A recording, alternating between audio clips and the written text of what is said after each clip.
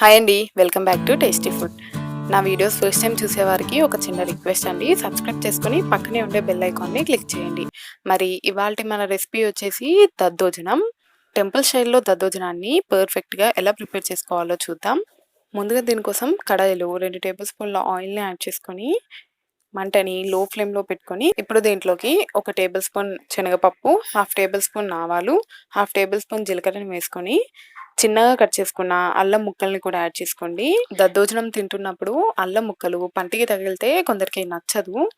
అలా మీకు నచ్చకపోతే దీన్ని స్కిప్ చేయండి.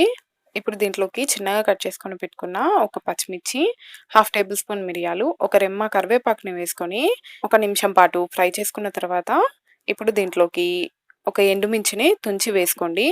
మంటని లో ఫ్లేమ్లో పెట్టుకొని ఫ్రై చేసుకోండి. పోపు మాడిపోతే దద్దోజనం టేస్ట్ బాగుండదండి. సో లో ఫ్లేమ్లో పెట్టుకొని 2 నిమిషాల పాటు ఫ్రై చేసుకున్న తర్వాత స్టవ్ ఆఫ్ చేసుకొని ఈ పోపుని పక్కకు పెట్టుకోండి. ఇప్పుడు మరొక గిన్నెలో 1 కప్పు రైస్ని తీసుకోండి. ఒక చిన్న గ్లాస్ని తీసుకొని ఈ రైస్ని ఇలా మ్యాష్ చేయండి. ఇలా చేసుకున్న తర్వాత స్పూన్తో అంతా ఒకసారి మిక్స్ చేసుకొని దీంట్లోకి సాల్ట్ని వేసుకోండి.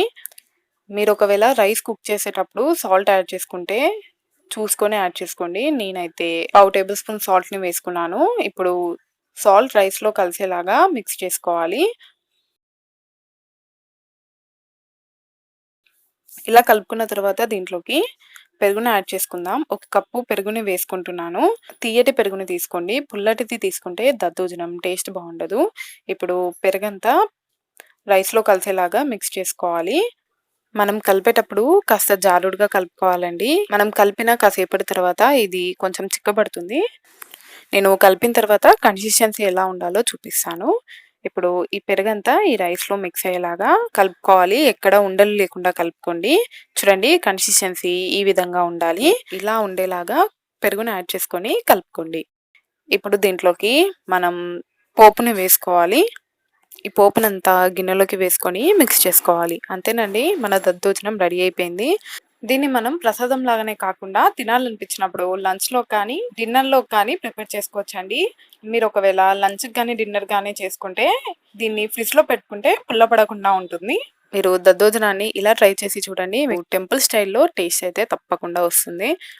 మీరు కూడా ఈ రెసిపీని తప్పకుండా ట్రై చేసి మీకు ఎలా కుదిరిందో నాకు కామెంట్ చేయండి. మీకు ఈ రెసిపీ నచ్చితే లైక్ చేయండి, షేర్ చేయండి. టేస్టీ ఫుడ్ ఛానల్ని సబ్స్క్రైబ్ చేసుకొని పక్కనే ఉండే బెల్ ఐకాన్ని క్లిక్ చేయండి.